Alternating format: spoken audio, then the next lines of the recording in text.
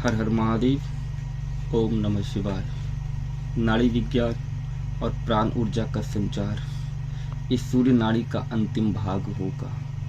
नाड़ी विज्ञान के पिछले अध्याय में आपने जाना किस प्रकार जब प्राण ऊर्जा अथवा चेतन ऊर्जा सूर्य नाड़ी के द्वारा प्रवाहित होती है तब तमस गुण, तमस भाव, तमस इच्छा अथवा तमस विषय को धारण किए रहती है। आज मैं सूर्य नाड़ी के अंतिम भाग को बताऊंगा और इसके कुछ महत्वपूर्ण बिंदु पे प्रकाश डालूंगा, परंतु उससे पहले मैं अपनी पुरानी बात को दोहराऊंगा कि आप या तो वीडियो पूरा देखें अन्यथा नहीं देखें, क्योंकि यहाँ मैं नहीं चाहता इस तरह की ज्ञान की अवहेलना हो। चलो तो मैं अपनी सूर्य नाड़ी के अंतिम अध्याय को शुरू करता हूँ। इसके बाद चंद्र नाड़ी अर्थात मैं इंद्रा का अध्याय प्रारंभ करूँगा। नंबर 1, जब प्राण ऊर्जा इस नाड़ी के द्वारा प्रवाहित होती है तब इसकी वेग प्रवाह तीव्र होती है, इसलिए ये ऊर्जा शक्ति के तीव्र, प्रचंड और विध्वंसक रूप के प्रतीत होती है। नंबर 2, इस नाड़ी में प्रवाहित ऊर्जा को अगर संयम, शक्ति, शांति, धैर्य और संकल्प शक्ति के द्वारा साधने की प्रयास की जाए तो ये तीव्र रूप में प्राण को उद्धर्व रूप देने में पूर्णतः सक्षम होती है, क्योंकि इसमें शक्ति अर्थात ऊर्जा अपनी संपूर्ण तेज और शक्ति के साथ प्रवाहित होती है, गति करती है। जैसे जब सर्प अपनी पूरी गति से बल खाती हुई रेंग रही हो, परंतु ऊर्जा के इस रूप से छेड़छाड़ करने का अर्थ वही होगा जैसे एक क्रोधित और तेजी से रेंग रही सर्प के रास्ते में आकर उससे छेड़छाड़ करना होता है। ये तुरंत फन उठाकर फुफकारना और विष छोड़ना प्रारंभ कर देती है। तो जिस प्रकार विषैले सर्प को छेड़ने से पहले उसके जहर को नष्ट करने अथवा उसके जहर से बचने के लिए उपाय पहले ढूंढा जाता है, बाद में उसे छेड़ने की अथवा पकड़ने की या साधने की कार्य शुरू की जाती है। उसी प्रकार इस ऊर्जा को नियंत्रित अथवा साधने की क्रिया का अभ्यास किसी अनुभवी व्यक्ति के सानिध्य में ही करे अथवा सर्वप्रथम अपनी आंतरिक शक्ति की विकास करे, अपनी संकल्प शक्ति को पोषित करे, संयम, धैर्य और सतोगुण को धारण करे, उसके बाद ही इसे साधने की कार्य करे, अन्यथा परिणाम बिल्कुल विपरीत होंगे।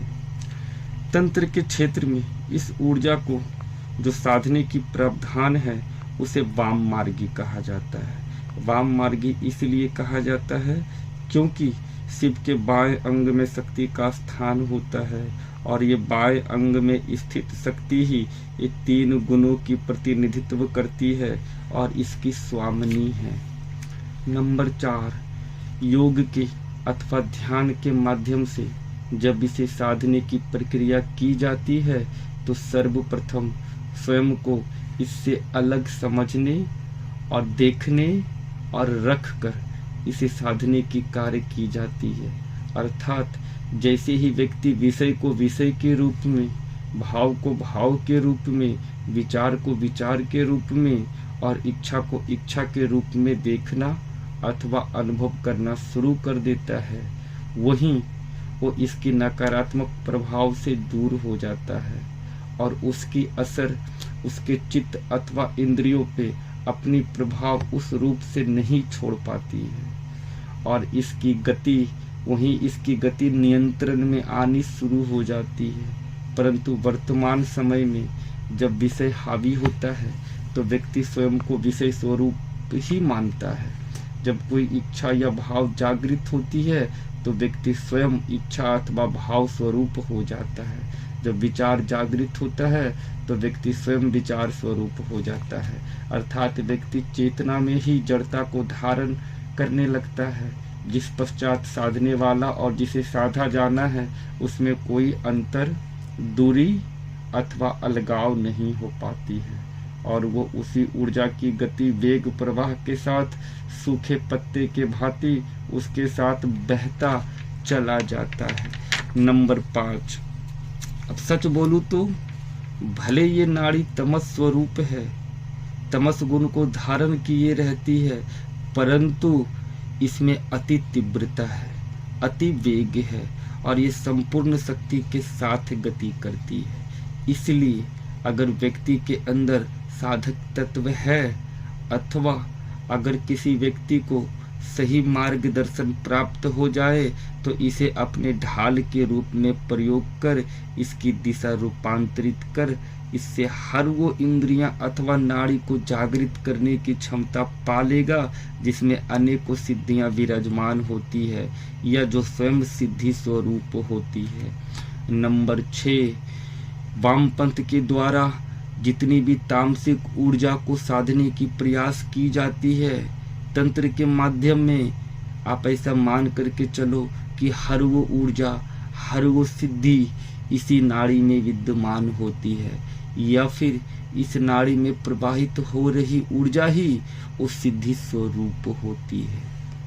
नंबर 7, ये सबसे प्रमुख है, मैं पहले ही बोला था, बिना किसी अनुभवी व्यक्ति के या फिर बिना सही जानकारी के या फिर बिना अपने आंतरिक शक्ति को विकसित किए इसे छेड़ने की गलती कदापि मत करना, अन्यथा ये वही कार्य करती है जैसे कि अभी व्यक्ति का मन अथवा इंद्रियां 100 वाट की बिजली झेलने में सक्षम है तो ये तुरंत उसके इंद्रियों, नाड़ियों अथवा चित्त में 1000 वाट से भी ज़्यादा बिजली प्रवाहित करनी प्रारंभ कर देती है और जिस पश्चात व्यक्ति विक्षिप्त अवस्था को धारण कर लेता है अथवा इस अवस्था में उसकी मनोभाव सत्य और भ्रम के बीच की अंतर करने में सहायक सिद्ध नहीं हो पाता है, वो चेतना शून्य हो जाता है। चलो अब ये सूर्य नाड़ी का अध्याय समाप्त हो गया। अब मुझे आज्ञा दो। हर हर महादेव। ओम नमः शिवाय।